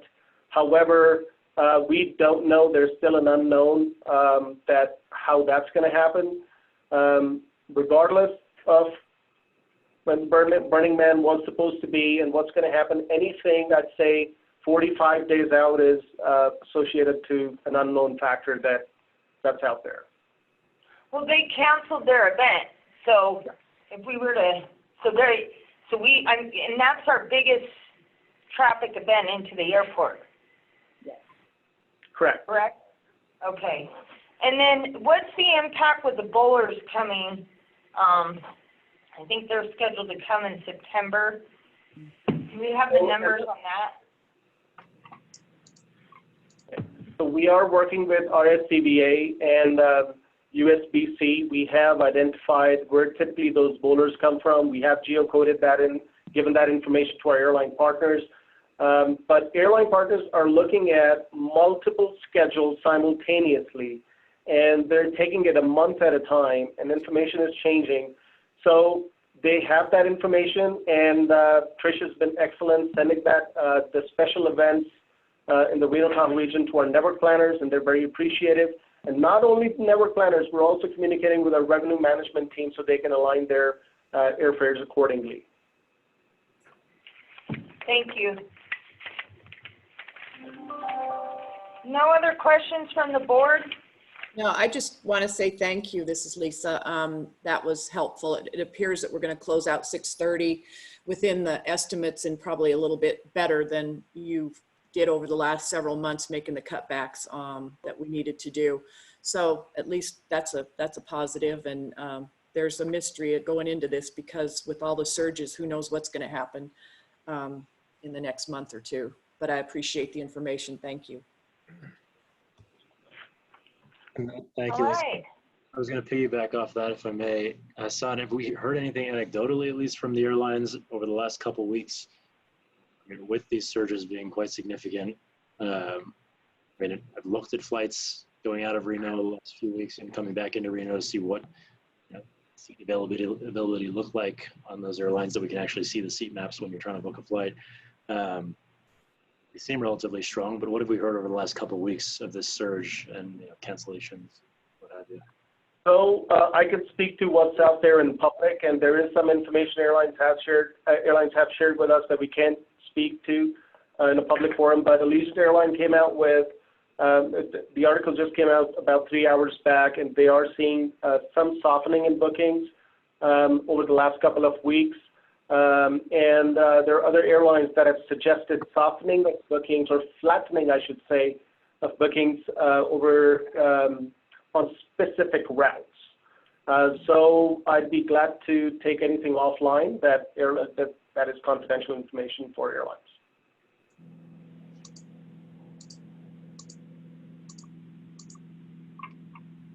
Any other questions? Madam Chair, this is Trish Tucker. Hi, Trish. Hi, good morning. I would like to just add in also that the marketing campaign that We Move You Safely, that Brian and his team have launched along with Noble Studios, and some other things that we know that RCVA and RASC are working on that should be seen very soon. We are hoping to see this drive some of passenger traffic moving forward as well, creating more demand out there as well. So it's a little too early to tell what our campaign is doing, but we hope that that moves the needle in a positive direction. Thank you. Thank you. All right, we're going to move along to upcoming meetings and RTA event schedule, and then President CEO's report, Marilee Mora. Good morning. I have a couple things that I wanted to just highlight from the report. As you know, the strategic plan was changed by the board at the retreat earlier this last fall, and then validated in January that safety and security were transformational. And so one of the things that was recently held here at Reno was on Friday, June 12th, the FAA hosted a runway safety action team meeting, and there were only 4 of these done nationally. And here at Reno, they actually had the most participants, 52 participants. So again, this RSAT is meant to really improve the safety here at Reno Tahoe International. So we were glad to really partner with FAA on that. I also just want to highlight an item that was in your CEO report, that we do know that on June 26th, Governor Sisolak did make face coverings mandatory, and we reissued all of our policies to our employees. And basically what we've done also, I think at the suggestion of Chairwoman Speraza, is just to make sure that we had a number of employees, particularly in our facilities and maintenance, that had gone through training, and so they signed that they had gone through that training. And now we've gone the extra step to make sure that each of the employees that had not gone through that specific training but simply read about the policies have signed a document and provided that to their supervisor, indicating that they know and understand our face covering policy. So I think there is better understanding among the employees. I do think that we're seeing good acceptance, I think, in terms of the public wearing face masks, not only on the aircraft, but coming into the facility. So we're very grateful, actually, that Governor Sisolak came forward with that mandatory directive to wear face coverings, because it's been very beneficial for the airport in terms of having people wear the face masks, the face coverings here in the facility. We're really in a process right now of educating the public. We're not, we're talking about education rather than any kind of enforcement. So I think one of the good things that we do have customer service representatives that are at the front of the terminal and the ticketing area, handing out some of the FEMA face masks that we did receive. So I think that's going extremely well. So with that, I'll be glad to answer any questions of anything that was in the CEO report. Thank you, Madam Chair. Thank you. Any questions from the board? Madam Chair, can I ask a question, please? This is Trustee Rose. Sure, Trustee Rose. Marilee, can you just answer a quick question for me? I thought I read something recently that the governor was putting it back on businesses to make sure that anyone that they let enter the building be wearing a mask, and that he was putting it back on the businesses to enforce that. So is the airport not required to enforce the mask initiative? We are doing it through education by, providing them with masks as they come in. We're prepared if there needs to be that, a police action in terms of no trespass. But I think that what we found so far is the public is accepting wearing face masks. And so we have accepted that, certainly the need to get people to wear face masks here. But the conversation with the governor has been that businesses that don't enforce it are subject to fines. So I'm just wondering how this applies to the airport. Are we required to enforce it, or is the airport not subject to that? What's the actual legal You know, I position will right now. also have Ms. Morgan. We've had several conversations with Ms. Morgan on this topic, and I think we've chosen right now to educate and provide mass to get adoption by the public. I think again, you know, we're trying that positive approach rather than having to, you know, task people with a no trespassing. But I will turn it over to Ms. Morgan, who is been very involved with us to look at the legal side of the governor's directive. Thank you, Ms. Mora. And Trustee Rose, as all the airports are looking at this, some airports have more strict local guidelines, but without exception, across the country, what airports are doing is they are focusing first on education, second, persuasion. If there is an issue, then rather than moving to the citation, which we don't have here,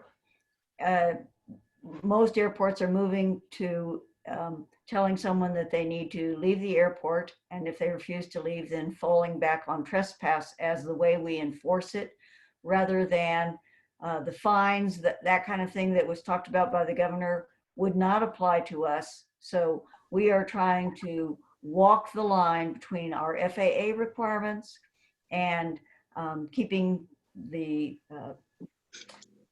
customers flowing as best we can, unless there is some kind of a scene, and then it will just resort to enforcement through some kind of a civil process where somebody creates a disturbance and we ask them to leave. So you believe the fines don't apply to us then? That's what I believe. Okay, great. Thank you very much. I would like to see clarification on that. I'm glad you brought that up, Trustee Rose. I think we should ask the AG on this. I do think it applies. I think I read the directive. It's pretty direct on that it gives the power to everyone to enforce this. And listen, I get it because it's difficult to do, and we don't want to be fining people, but I do want to know where we fall into that category. I think it's important so it doesn't become some kind of legal issue for us if we're not enforcing it. I can't see Art. So, Madam Chair, what I'll do is I'll do the research and provide you and the board with a response. And I agree, it's a fine line, and it's like, you know, are we going to get fined if we don't enforce it? Are we going to get sued in civil rights cases if we do enforce it? I mean, I totally get it's a fine line for us to be walking, but just want to know what our exposure is on both sides, and so that, you know, we're all in reality about what we're required to do versus what we've decided to do, and those types of things. So thank you again. And Chairwoman Sprouse, I just want to add that I think one of the things last board meeting, Brian Colpin shared with you, that We Move You Safely campaign that we're launching. And again, I think that focuses on face covering. So we'll get you that legal information, but I think, you know, we're very, very proactive, and the requirements here about having face coverings. You will see the digital sign as you approach the airport. You see signage as you come in. So there's a lot of communication both for outbound and inbound customers. Marilee, does the signage actually say masks mandatory, or have we not put up signs that say mandatory yet? It says mandatory per the directive of the governor. Okay. Thank you. And then Marilee, just to follow up on the directive with the employees. So we had every employee sign that they understood the mandate, correct? Yes, we're collecting. I will get back to the board. We are still in the process of collecting those forms. Each department is doing that. And I think that was a great suggestion, just to make sure that there's no, you know, that everybody understands what our policies are. And I haven't heard any discussion about it, but I'm assuming that we're not going to the magnitude of taking temperatures as people enter. Is that a conversation, or is that just something? But I will say that what we have thermometers pretty much in very key locations. Particularly the firehouse is one. We have at the front desk. So all the different departments, some time ago, we distributed thermometers. It's really in terms of the instructions that we have put out during post-COVID here that, they are responsible to really take their own temperature and not come to work if they've got a high fever. But we have those resources, and I think our purchasing department's done really well, I think, in making sure that we have the appropriate resources and equipment here for our employees. Okay, thank you. I've got a question, Madam Chair. Yeah, as far as this temperature scanning, I've just been reading in the last couple of days, and maybe Ann can chime in on this, but the ACLU has just put out a report calling temperature screening and civil liberties during pandemics, and they're really arguing against it. And their bottom line is saying tools to screen people for possibility coronavirus symptoms, saying devices are often inaccurate, intrusive, and ineffective. And it sounds like they're really pushing against on that one. Are we looking at that, or what's your thoughts on that, either one of you, or even Mary Lee? Anybody can. Ann, go ahead, and then I'll chime in. We are looking at it, but I'd be happy to report to the board in some kind of a closed session regarding my legal advice. And I will just say, airports are not looking at being the people that scan the temperatures, but I think there's a lot of new technology out there, and I think there's a lot of new technology, whether it be temperature scanning or just to be a touchless experience for the customers. And Mr. Griffin will have the opportunity to take that forward, all the technology that's out there. Good deferral. You can hardly wait. Yeah. I don't think that's part of the directive, though. I think it's two different things. And I do think the AG put in clarification on what the directive was. I'm curious, I think maybe a quick call to Clark County, see what they're doing at the airport down there, and how they're enforcing this might be a good idea. But I do think the AG put some guidance out on this, and I just want to make sure that we are following the directive that was put out. And Trustee Rose, I'm glad you asked the question, because to me it's about the directive. The temperature checks aren't part of the directive. So, no, I think our conversation on temperature was just the fact that that is a common conversation with airports across the country. So, yes, we're focused on the directive about face coverings from the governor. So can I ask Trustee Farahi a question just out of sheer curiosity? I know you're on mute, so I'm trying to give you enough time to click the button. I agree with Jessica that it was, I'm sorry, Madam Chair, that it was not part of the governor directive, but I'm wondering from the casino standpoint, I know you guys are doing it. Are you doing it voluntarily, or were you actually mandated to do it? Voluntary. I should know, and I'm so deep in construction and not in the operation at the moment. I know that not all properties are doing it, but it's also different because for gaming, we're being mandated by the Gaming Control Board above and beyond. Right. That's why I was wondering if your directive was different than the governor's directive. Maybe Trustee Caroselli knows. I know it's not required. It's not Trustee Caroselli doesn't necessarily know everything. I'd say that we're following the guidelines pretty well, and according to Daniel or Trustee Farahi, we're going up and over and above and beyond. And if you just don't believe me, just come over and take a look. Oh, I believe you. I'm just wondering if the gaming board mandated something different than the governor. That's all I'm trying to figure out. Okay, thank you. The gaming board has it, but Jessica, concerned that the temperature checks were not part of that additional mandate. Thank you for that knowledge. There are many other fun things that were required to impose in gaming, but again, thank God all these things, frankly, are necessary, and it's still baffling to me that there's a fight over some of these things, especially considering the surge that we see. It's unfortunate that as a nation we haven't come together on something like this, but hopefully common sense will prevail now that we're getting a rude awakening these last couple of weeks. Yeah. Well said, well said. Any other comments, questions from the board? Mary Lee, did you want to add anything else to your report? No, I think I'm good. Thank you very much, Chairwoman. General board comments, questions, and items for future board committee meetings.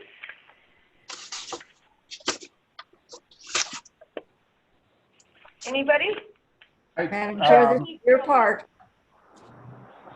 Who's up? Trustee Jay. Okay, so just general board comments. I just want to do another shout out to Brian and Hassan and Trish yesterday.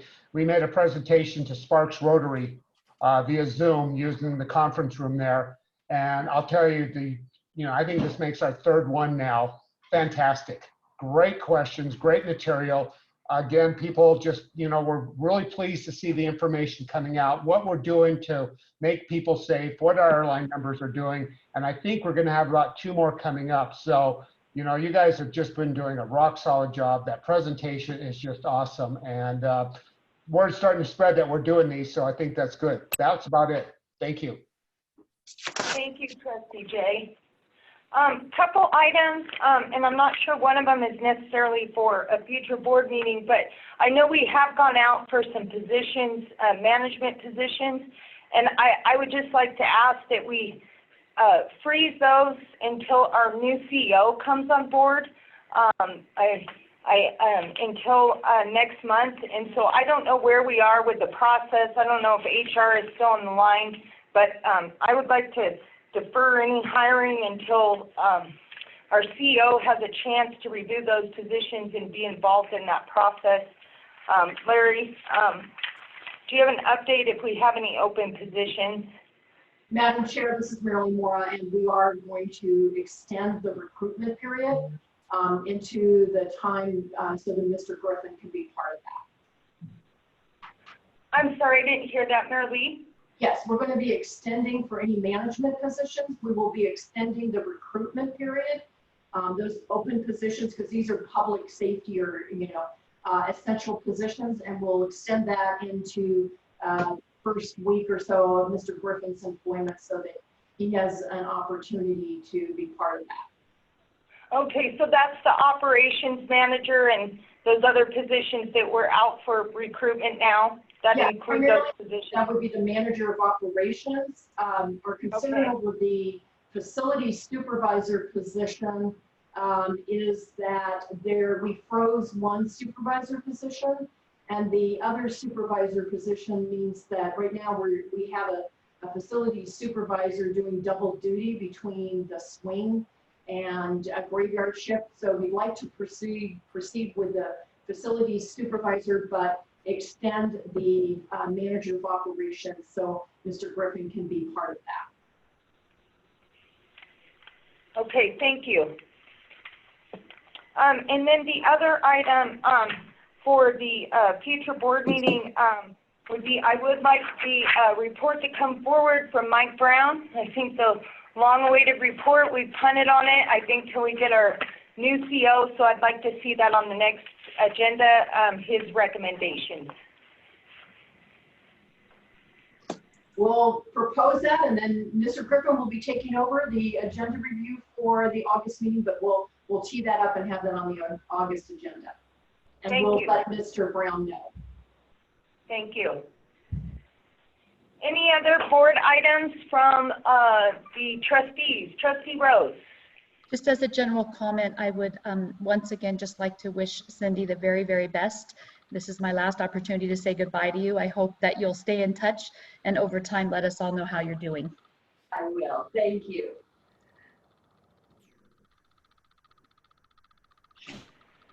Any other comments?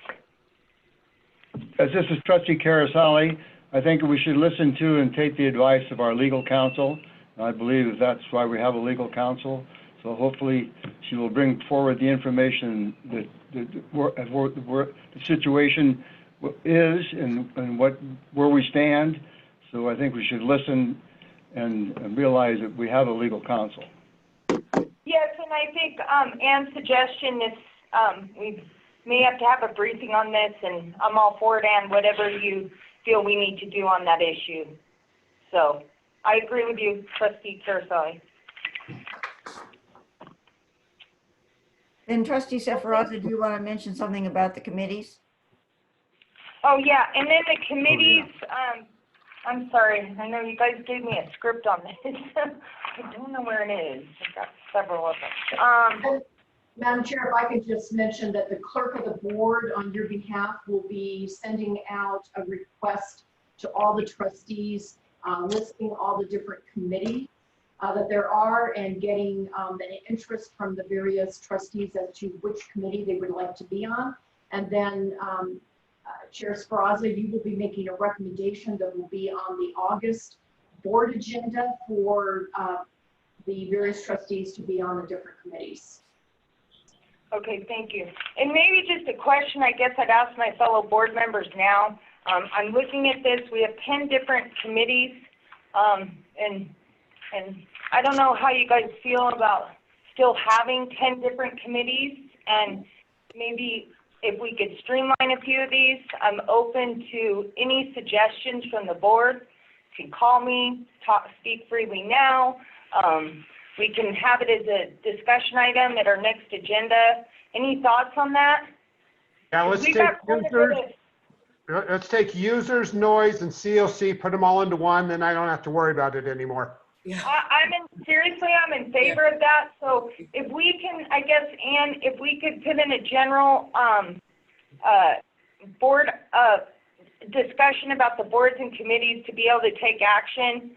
I'm totally in favor of recommendations from the trustees on how we can make this more efficient for both us, but also our staff. A lot of these, very cumbersome to post all these open meeting law requirements, our staff time. So if we could put this on there, I'm not directing it. You guys, feel free to put in any input you have, but I like that, Trustee Jay, that suggestion. Merging it all into one, I think, is a great idea for those. So Being a little facetious there, but you know, whatever the board wants to do, I'm fine with that. But you know, some of these we might be able to merge. You're absolutely correct. yes. All right. One of the other low-hanging pieces of fruit is anything that we're going to end up discussing in the general board meeting. Right. We do not need to discuss it in committee. If I can propose that. And it may take some work on the front end, but I think some of those topics are obvious as to whether or not they're going to need to be in front of the whole board. And oftentimes it's painful for those of us who are in those committees and then also in the board meeting. And sometimes it's in both committee meetings and the board meeting. So all in favor of however we can streamline. Agree with that. Completely agree. Yeah. So, all right. I think our new chair is giving the thumbs up too, you guys. Our new clerk. I'm sorry, new clerk. So, all right. Looking for public comment at this time. Any members of the public wish to speak? There's no public comment. Okay. We have no public comment, and then motion to adjourn. Move to adjourn, Richard J. Second. Second by Trustee Giannoli. All those in favor? Aye. Have a great weekend. Stay safe, everybody. Bye. Thanks, everybody.